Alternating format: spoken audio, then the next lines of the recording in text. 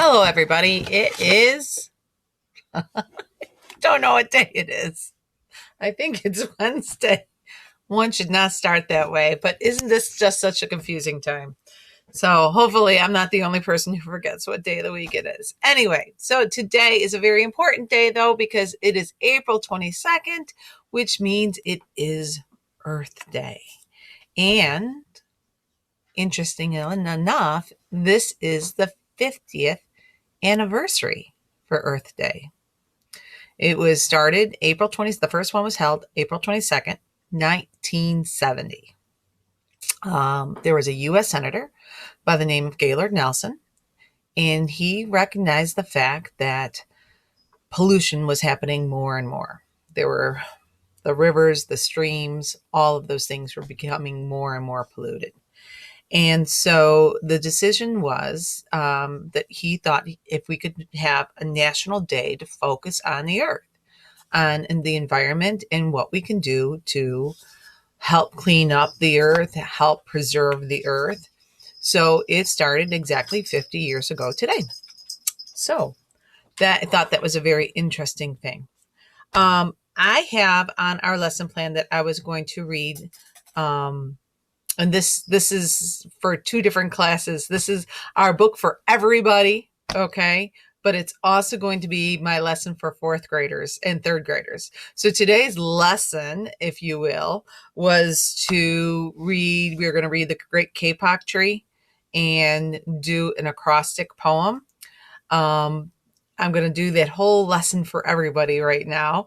But instead, I decided that maybe I would do one of my favorite books. I lost my book jacket on this one, so I'm just going to have to show you the front cover. It's called, the cover page, Just a Dream.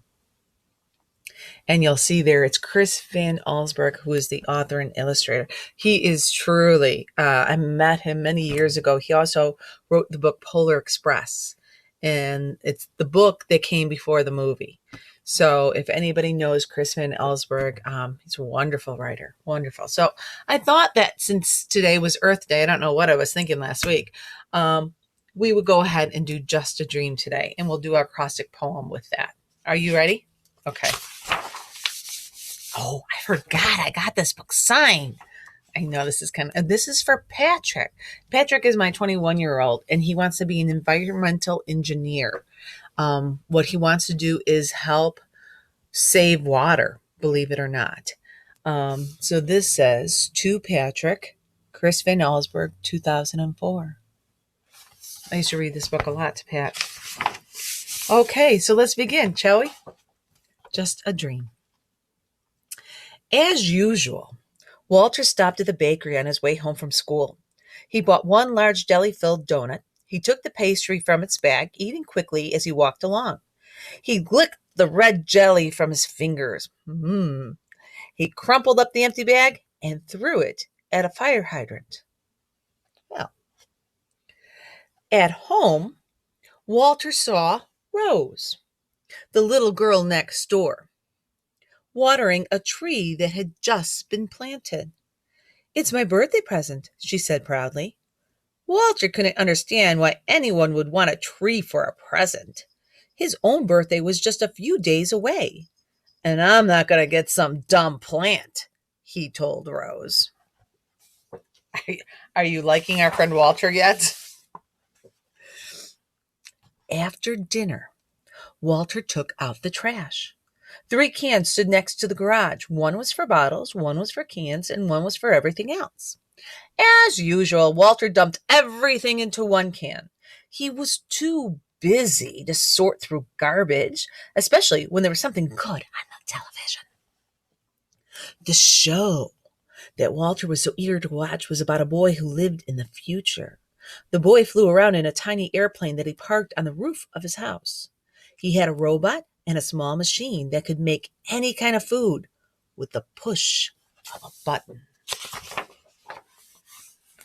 Walter went to bed wishing he lived in the future. He couldn't wait to have his own tiny plane, a robot to take out the trash, and a machine that could make jelly donuts by the thousands. When he fell asleep, His wish came true. That night, Walter's bed traveled to the future. How exciting! He's going to get his jelly machine, his jelly donut machine. I can't talk. I was so excited. Look at the beautiful future he has waiting for him, boys and girls. Uh-oh. Was that what you were expecting? I don't think that's what. There's trash, and look at all the garbage bags down there, and smoke, and like you can't even see the streets. Oh, there's a man and a bulldozer pushing that dirt along. Walter woke up in the middle of a huge dump. A bulldozer was pushing a heap of bulging trash bags toward him. "Stop!" he yelled. The man driving the bulldozer put his machine in neutral. "Oh, sorry," he said. "Didn't see you." Walter looked at the distant mountains of trash and saw half-buried houses. "Do people live here anymore?" he asked. "Not anymore," answered the man. A few feet from the bed was a rusty old street sign that read Floral Avenue. "Oh no," gasped Walter. He lived on Floral Avenue. The driver revved up his bulldozer. "Well," he shouted, "back to work." Walter pulled the covers over his head. This can't be the future, he thought. I'm sure it's just a dream. He went back to sleep, but not for long. Where do you think he is now, boys and girls? Will he be back in his bedroom? Or will it be someplace else? Interesting. Would you like to see? Where is he? It looks like he's high up in a tree.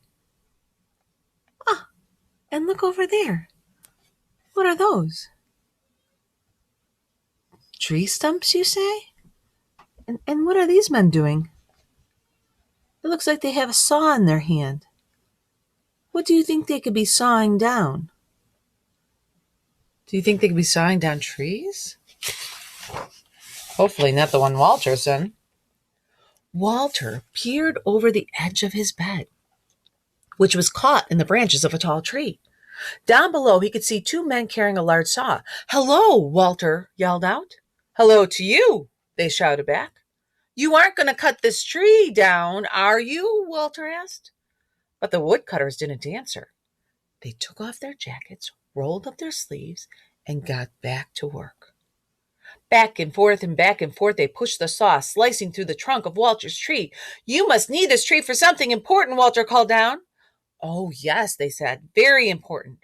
Then Walter noticed the lettering on the woodcutters' jackets. He could make out the words, "Quality Toothpick Company."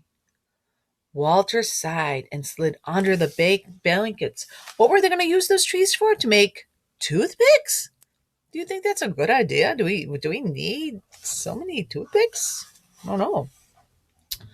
Well, he went back under the covers until... Where do you think he is now? Maybe he's flying around on a magic bed. No, he's not flying. Yikes. Do you see that? He's on the top of a giant smokestack.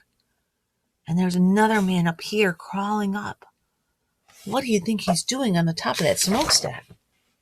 Walter couldn't stop coughing.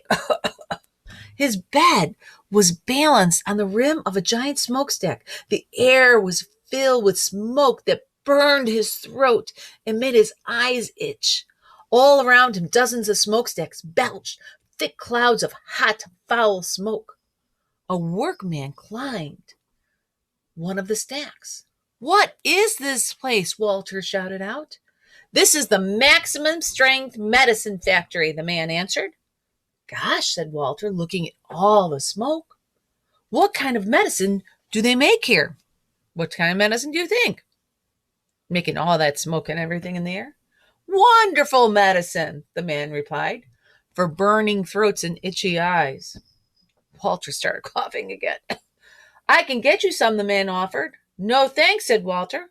He buried his head in his pillow, and when his coughing stopped, fell asleep. Boys and girls, he's got itching eyes and his throat hurts because of all the what in the air? All the smoke and smog, right? And now they're making medicine to fix that. But maybe if they stopped making all the pollution, they wouldn't need the medicine. What do you think? So he's falling asleep, but then, oh, where do you think he's going next? Can you take a guess from there? I don't know. Oh, wow. He's gone to the top of Mount Everest. And look there, a fancy hotel at the top of Mount Everest. Well, there's not supposed to be a hotel up there. Snowflakes fell on Walter. He was high in the mountains. A group of people wearing snowshoes and long fur coats hiked past his bed. Where are you going? Walter asked. To the hotel, one of them replied. Walter turned around and saw an enormous building. A sign in it read Hotel Everest. Is that the hotel? Asked Walter. On top of Mount Everest?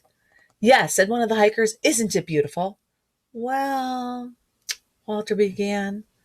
But the group didn't wait for his answer. They waved goodbye and marched away. Walter stared at the flashing yellow sign, then crawled back beneath his sheets. Do you really want a hotel in a beautiful place like Mount Everest? It's like putting a hotel in the middle of the Grand Canyon. It would not be beautiful anymore. But there was still more for him to see. I bet this is going to be really great. There he is. Where do you think he is now? Any guesses? Bet you didn't see this one coming. He's floating in water. See the ships there? These look like fishing ships. And there he is with his poor cat. That poor cat probably wishes he didn't crawl up onto Walter's bed. Walter's hand was wet and cold. He opened his eyes, found himself floating in the open sea, drifting towards a fishing boat. The men on the boat were laughing and dancing. Well, this sounds like a good page. Ship ahoy! Walter shouted. The fisherman waved to him. What's the celebration for? He asked. We've just caught a fish, one of them yelled back. Our second one this week. Second? For a fishing boat? They held up their small fish for Walter to see. Aren't you supposed to throw the little ones back? Walter asked. But the fishermen didn't hear him. They were busy singing and dancing. Walter turned away. Soon the rocking of the bed put him to sleep. But only for a moment. I am thinking you're going to be able to get what this one is. Now, can you see where he is now? That looks like a mighty big truck. If you said truck, you're right. Oh my goodness. Oh my goodness. I couldn't even find him at first. He's in the middle of the freeway, boys and girls. There's his bed. How did he end up? What's going to happen with the cars that are back and behind him that need to go past him? That's not a place you want to put your bed. A loud shrieking horn nearly lifted Walter off his mattress. He jumped up. There were cars and trucks all around him, horns honking loudly, creeping along inch by inch. Every driver had a car phone in one hand. Not supposed to drive in with a phone, people. And a cup of coffee in the other. When the traffic stopped completely, the honking grew even louder. Walter could not get back to sleep. Hours passed, and he wondered if he'd be stuck in this highway forever. He pulled his pillow tightly around his head. This can't be the future, he thought. Where are the tiny airplanes, the robots? The honking continued into the night. Finally, one by one, the cars became as quiet as their drivers, and Walter went to sleep. But his bed traveled on. Let's see where he's going. What is that looking at him? Did you say horse? I think you did. Oh. I think this is someplace we just mentioned. Look at that. Do you see what that is? You really can't tell, but there's like hills and valleys, like big rock formations. It's kind of hard to see. There's a person on her horse. Where do you think they could be? Oh, and there's a little lizard there kind of looking too with a... Where could they be? Walter looked up. A horse stood right over his bed, staring directly at him. Well, that's not the way you want to wake up. In the middle was a woman. In the saddle was a woman wearing cowboy clothes. My horse likes you, she said. Good, replied Walter, who wondered where he'd ended up this time. All he could see was a dull yellow haze. Son, the woman told him, spreading out her arms in front of her, this is the mighty Grand Canyon. Walter gazed into the foggy distance. Of course, she went on. With all this smog, nobody's gotten a good look at it for years. That woman offered to sell Walter some postcards that showed the canyon back in the old days. They're real pretty, she said. But he couldn't look. It's just a dream, he told himself. I know I'll wake up soon, back in my room. But he didn't. Where do you think he could be now? Here's the cat. Looks like the moon, maybe. Oh, interesting. He has a new friend on his bed. Seems like he's flying through the clouds, and there are some ducks or geese, and somebody has landed on his bed. That looks kind of nice, doesn't it? Walter looked from under his sheets. His bed was flying through the night sky. A flock of ducks, and now we know they're ducks, passed overhead. One of them landed on the bed, and to Walter's surprise, he began to speak. A speaking duck. I hope you don't mind, the bird said, if I take a short rest here. The ducks had been flying for days, looking for a pond where they had always stopped to eat. I'm sure it's down there somewhere, Walter said, although he suspected something awful might have happened to it. After a while, the duck waddled to the edge of the bed and took a deep breath and flew off. Good luck, Walter called to him.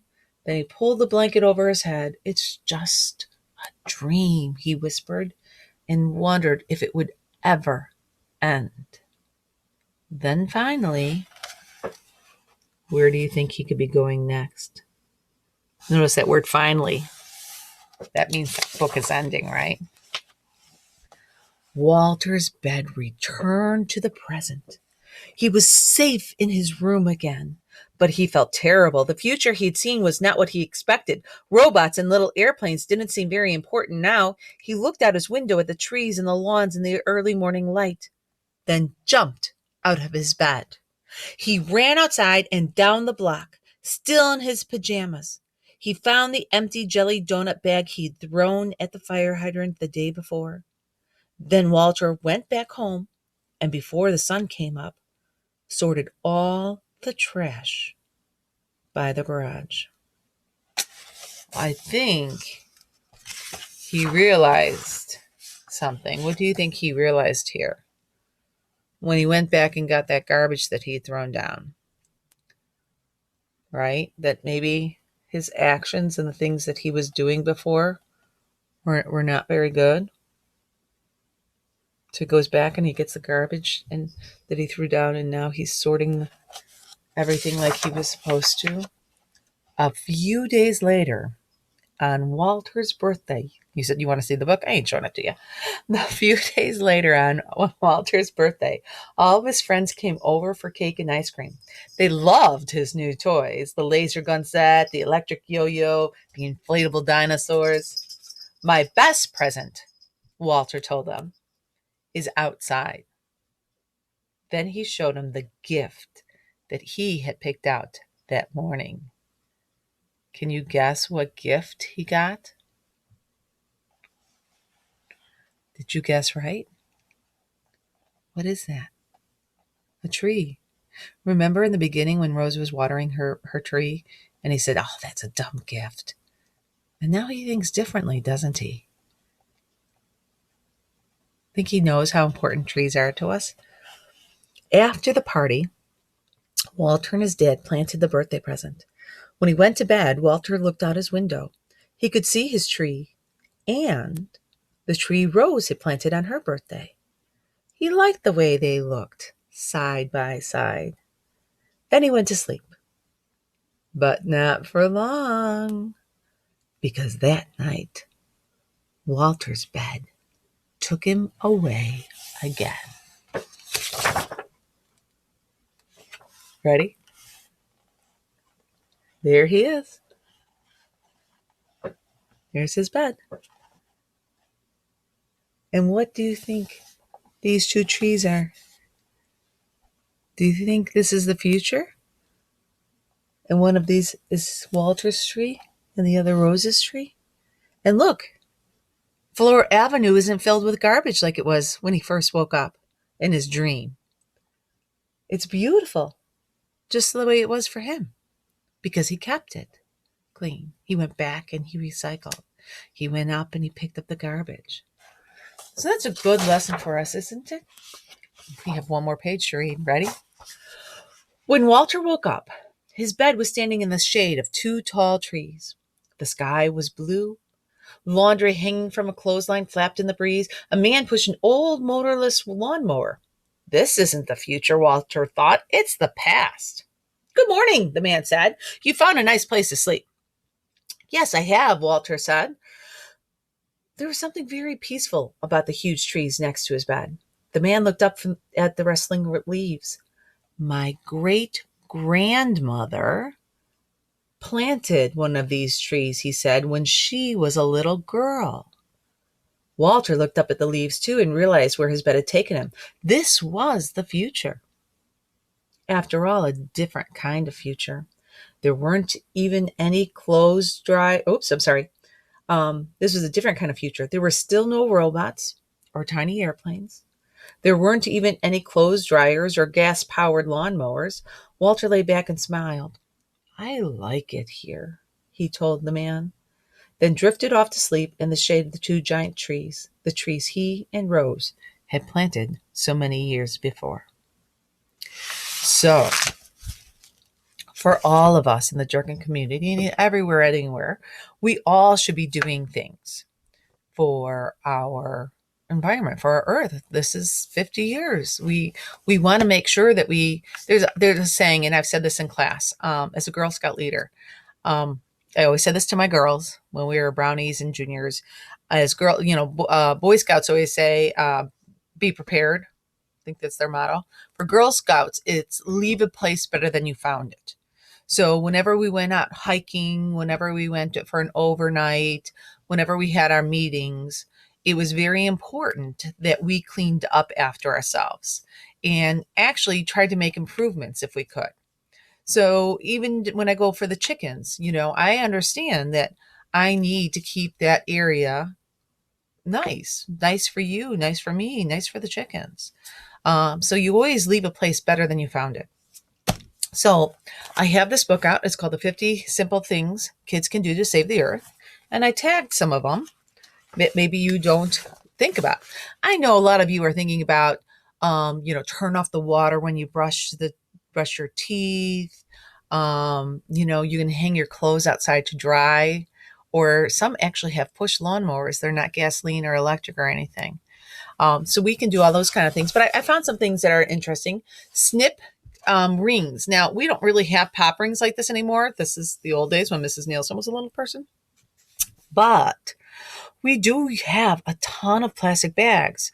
There are bags that our potato chips come in, bags that our, your lunch meat comes in, that the cereal is in a bag that's in a box. Your salad, if you buy a salad and it's in a bag.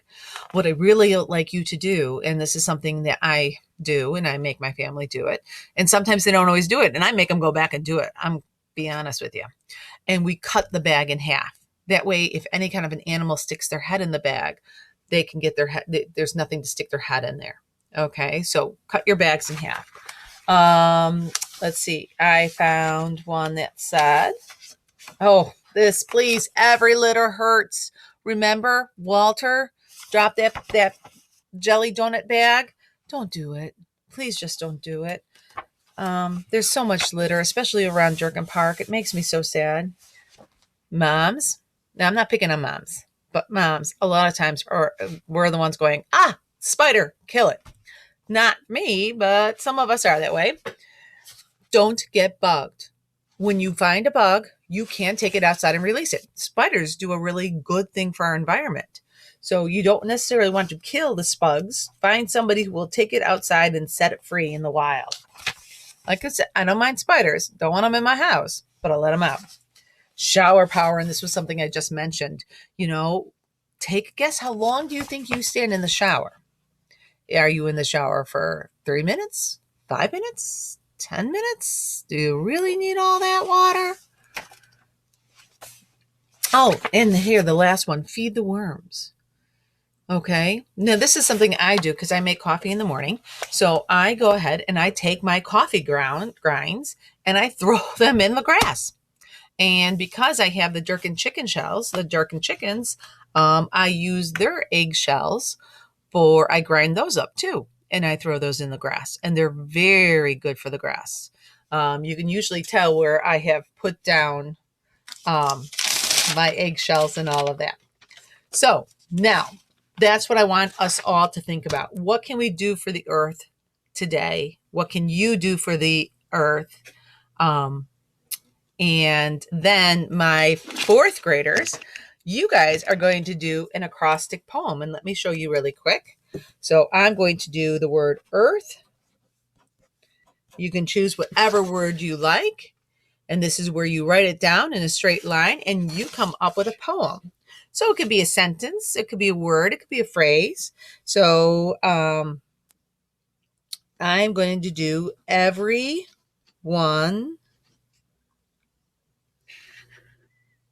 Oh, I lost my train of thought. I had a really good one earlier. Now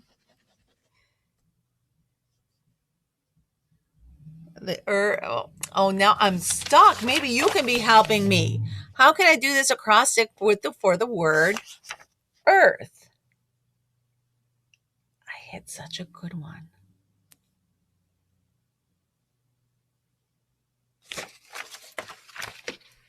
Earth, everyone, and the animals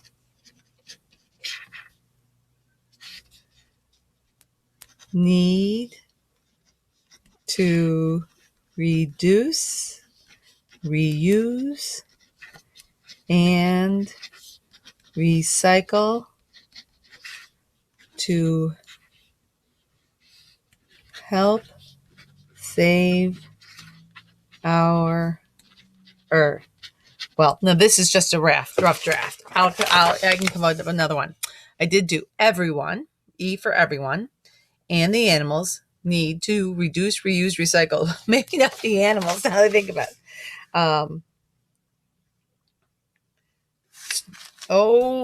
Let's try like every adult, every child. There we go. And then we can do and adult. LT. Boy, I don't know what happened to my really good thought I had.